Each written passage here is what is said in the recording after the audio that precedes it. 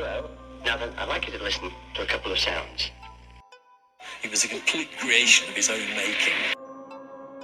I was the very, very first in the whole world.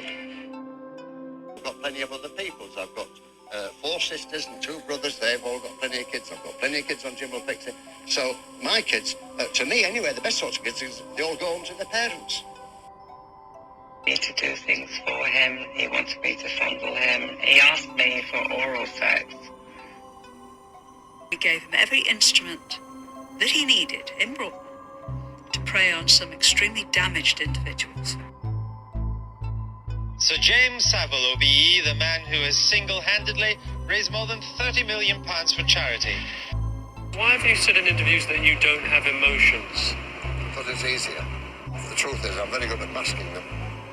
I'm a rare breed insofar as I'm a single fella, and which is why when people say, "Them 5 places you've got to live in, aren't they expensive?" And I say, not as expensive as a wife. The Metropolitan Police say that it will now take the lead in investigating sex abuse allegations against the late Sir Jimmy Savile as more women come forward claiming to have been assaulted by the television presenter. Who's your best pal, Tony?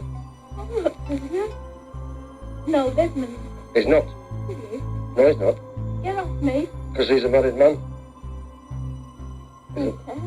Yes, you do. Get off. I won't. No, I'm just squashing. not until you say me.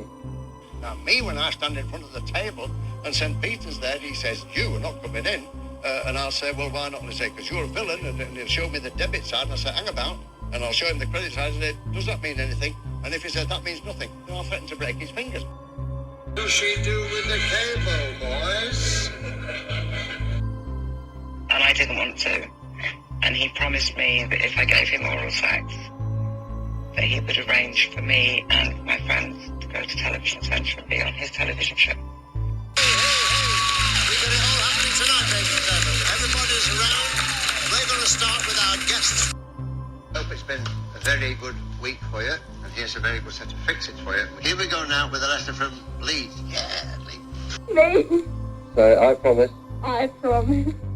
that you, Jimmy Savile, You, Jimmy Savile, are the only one are the only one. in my life. I was 14. Of course I wanted to go to Television Centre. I didn't want to give him oral sex because I thought it was disgusting, but I did it. Gary Glitter was one example. He was particularly horrible and only interested in getting as much sex as he could possibly get from any girl. I'd start with manipulative, then controlling, and very, very clever. Has become a great British institution. Not bad for just another zany DJ, but there's a lot more to cigar-smoking Jimmy than meets the eye. I can remember seeing him having sex with one of the girls from Duncroft in Jimmy Savile's dressing room. I was the very, very first in the whole world to run a dance to record. You used to be a wrestler, didn't you? I need a lamp. Oh, yeah. I'm feared in every girls' school in this country. Hello and welcome to the Deathcast. I am your host, best-selling author Ian Totten. I'd like to thank you as we prepare to take our 7th look at the life and crimes of Jimmy Savile. Before we get going, of course, I have the normal plugs. If you'd like to follow me on social media, that'd be Facebook, Instagram, YouTube. Just search for Ian Totten Author, or search for The Deathcast. If you'd like to follow me on Twitter, you can find me on Corpse Creek. If you'd like to join the show's mailing list, go to corpsecreekpublishing.com. Click on the sign up button. While you're there, please consider making a donation. Buy me a cup of coffee. There is a donate button there. If you would like to help support the show and the production of the show and also see higher production values on the show, please consider going to tinyurl.com/DC Patreon.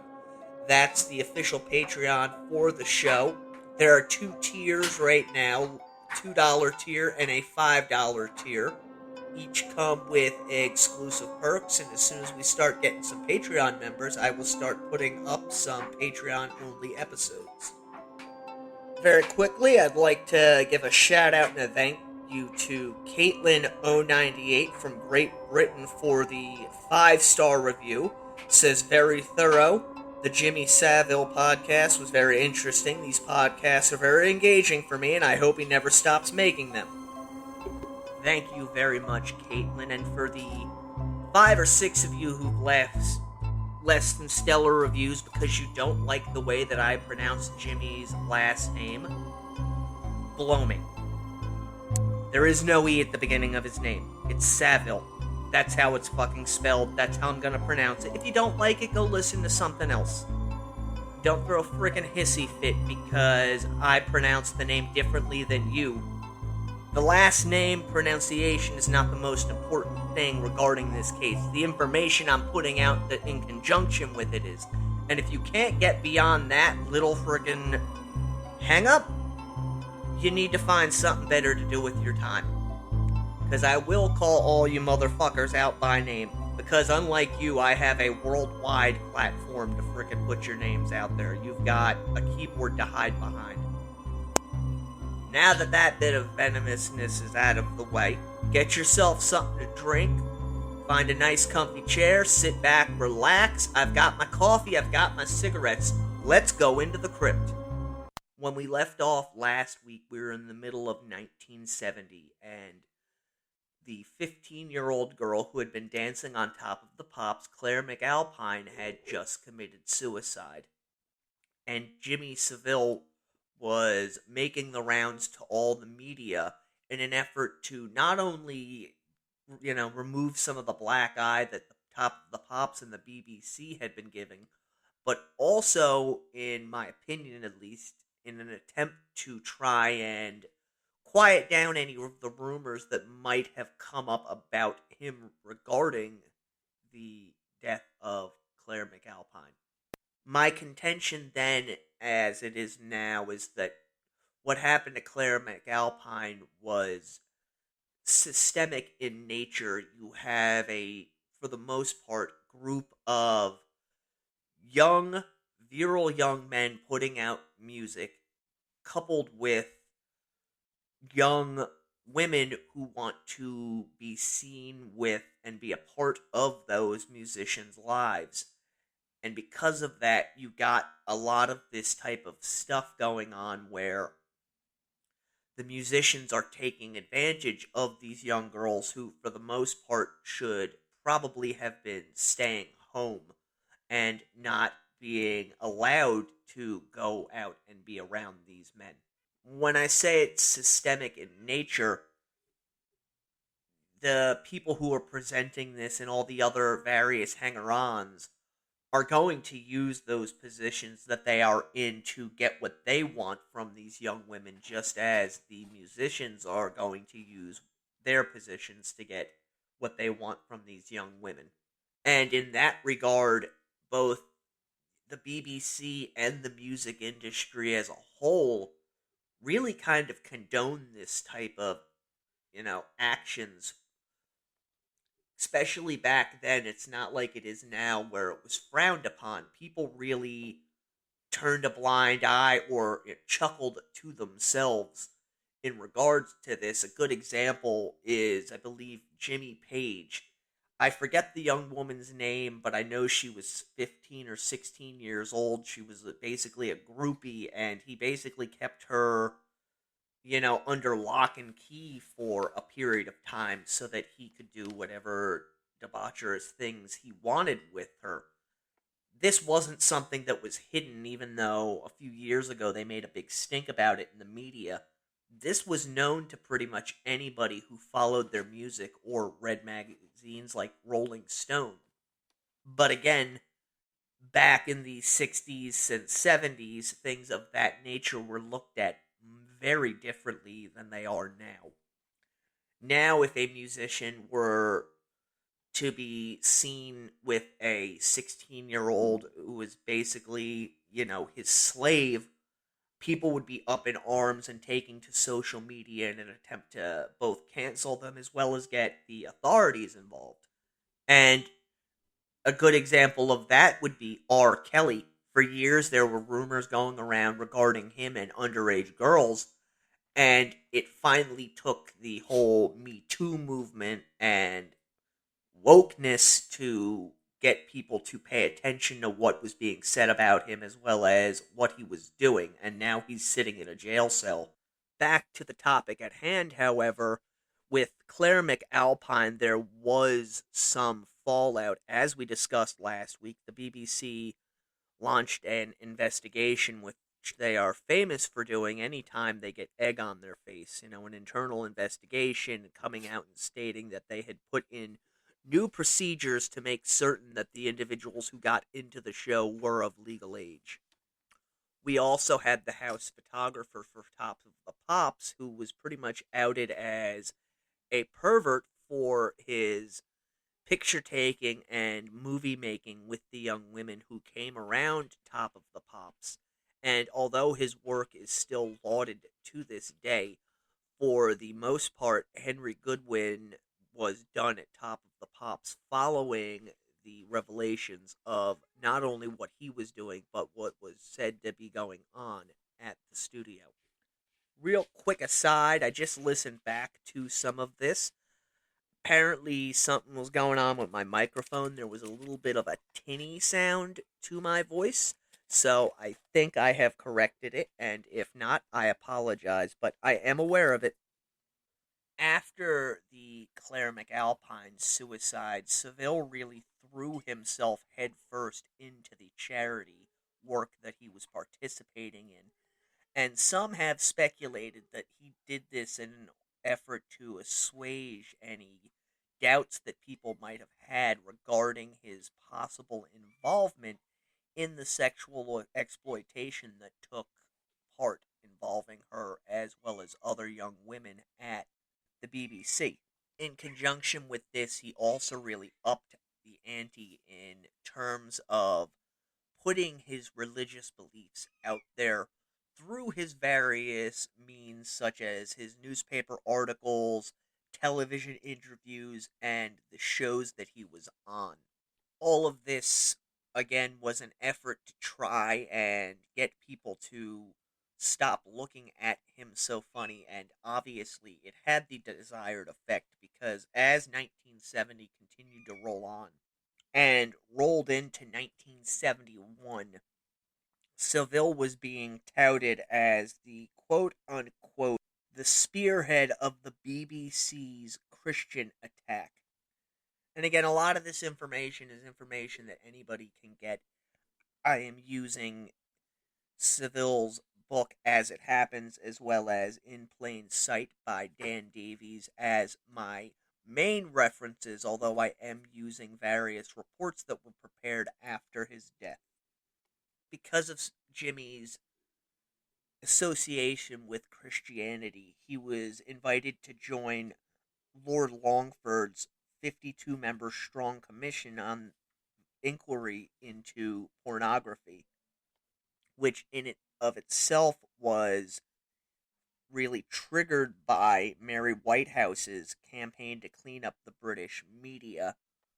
For those not aware, especially individuals such as myself who are American, Britain has almost always had nudity on their television programs in some form or fashion, usually showing women's breasts, something that in America would land you in deep with the FCC. Britain does not and did not have any problem with showing that type of thing.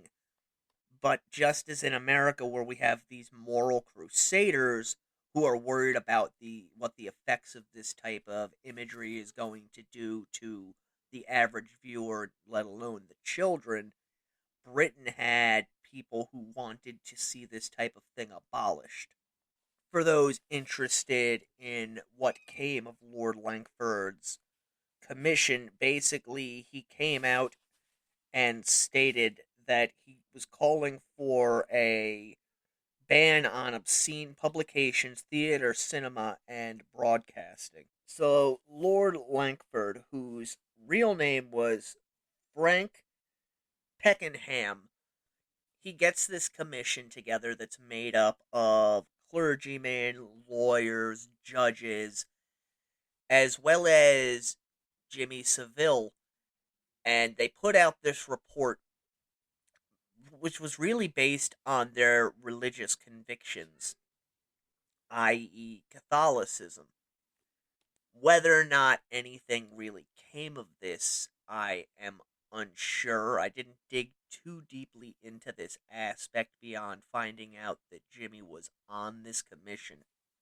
But it was another brick that Jimmy could put into the wall of invulnerability that he was putting up around himself, and this, as well as his many charity works, and how recognizable an individual he was, led the BBC to give him a number of specials throughout 1971. And this really is important because of all of this stuff. When 1972 rolled around, Jimmy Savile found himself named in the Queen's New Year's Honors List. Basically, as I understand it, the Queen's New Year's Honors List is individuals who have gone above and beyond for both the British government as well as the British people. Jimmy was given an Order of the British Empire, which is not a knighthood, but still carries with it a great deal of distinction. You see it a lot with celebrities from Britain, SIr so-and-so OBE. The OBE is the Order of the British Empire. And it's one of those things that once it's attached to your name, it opens a lot of doors for you, but it also stops so many prying eyes from looking into your personal affairs, because people see that particularly in the media and they know that really this isn't somebody I want to mess with. It's a powerful individual who more likely than not has powerful friends. So now Savile is really moving into and upwards inside of the establishment, all the while still projecting the same humble air that he had been projecting since he came to national prominence. Savile stated that when he received the letter from Prime Minister Harold Wilson, he was beyond excited. In fact, he received a letter apparently late at night, and he was overjoyed, so he called his brother before heading over to Leeds General Infirmary, where he learned that a woman had just died. He stated, quote unquote, an old lady of 80, so I'm pushing her from the ward to the fridge, and it brought everything back to square one.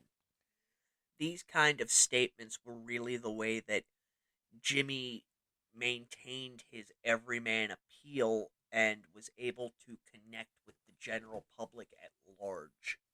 He did all this while openly boasting to everyone who would listen that he had lord, ladies, earls, ministers, cardinals, and branches of the royal family as both friends, acquaintances, and business associates. So if you see what he's doing there, he's letting you know, hey, I'm just like all of you. I've just been given a very blessed life, and I've been able to raise myself up for nothing, while at the same time letting you know, I'm friends with all these really powerful people over here, so you better keep your nose clean in regards to the things that I am doing.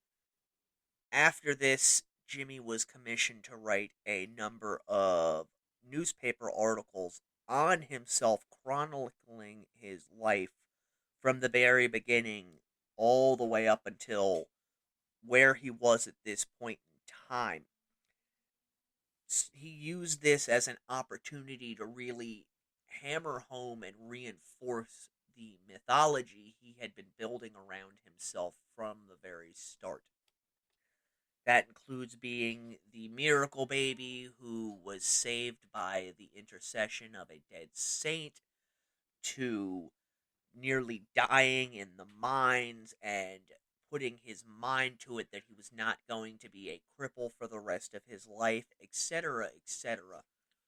This stuff was really hammered home into the collective mind of the British people. At the same period of time, he was still continuing on with his exploits involving young girls and women. One story that has emerged since Savile's death is that he'd had a driver for his motor caravan, and whenever Savile wanted to be left alone with a young woman, he would tell this individual that he needed to go for a walk or go to a movie, and this man had no qualms with doing as he had been instructed. This driver further went on to state that Savile had girls waiting on him wherever it was that he went. This goes to further illustrate what I have been saying for the last few episodes. Savile didn't have to go out and go searching for willing victims. They came to him. He was really a Pied Piper in that regard. He's a very famous individual. He is rich. He knows a lot of rich, famous individuals, particularly in the music industry. These girls equate him with these rock stars and want to be with him. Again, that's not to excuse what Savile was doing. It's just simply to illustrate that he didn't have to go out and abuse women or pull them into his caravan so that he could rape them on the side of the road. A lot of those stories, my personal opinion at least, are bullshit, and were really created by individuals who were hoping to jump on the Savile bandwagon once he had passed away, and they saw all these other individuals with honest-to-God stories of how he had taken advantage of them coming forward. In one of the articles Savile wrote about his life after being given an OBE, he stated that, quote unquote, about 1,000 arms and legs pinned me to the bed. It looked like a cross between a double X sex film and multi-legged octopus. In his autobiography, Jimmy talked about how panic ensued the next morning when knocking was heard on the caravan door. Quote, escape was upmost in my mind. The reason for this being was one of the girls who was naked looked out the window of the caravan and saw her parents standing there. Savile further went on to state that he had gotten dressed quickly while the other girls did the same before bluffing his way past the parents, who believed what he had told them, after which the parents took their daughter and went home. The stories of this type of thing happening with Savile and his narrow escapes from parents or other family members are rife, and you can find a lot of them in As It Happens, as well as in the various reports that were put out concerning his actions. This really paints a much different picture than what has been put out there by both the media as well as the British government. They like to act as though they had no idea what type of things Jimmy was getting up to throughout the years. However, it's right there in black and white. Although he never gave ages for the women that he was with, he was pretty open and raunchy in regards to letting anybody who wanted to know just what it was that he was getting involved with. And that's a very important part, because the narrative has always been, since he died in 2011, that Jimmy was a serial pedophile who did everything that he did under the cloak of secrecy, and no one ever knew about it. By his own admission, that's not true. As I said, I believe in the last episode, and possibly even the episode before that, I don't believe Jimmy Savile was a pedophile. What I believe was that he was an individual who was addicted to sex, and that he was a predator who would prey on anyone who put themselves into the position where he could take advantage of them, whether they be 15 years old or 62 years old. If they were willing to come into an area where he was at and allow themselves to be vulnerable enough where he could take advantage of them, he would. And I hate to say it, but he wasn't alone in this kind of, crime. Most of the people who were looked up to in the 1960s, 1970s, be they a rock star or other form of celebrity, got into a lot of the same type of stuff. Savile just took advantage of this type of situation for much longer than most others in his position did. We will be back in just a moment.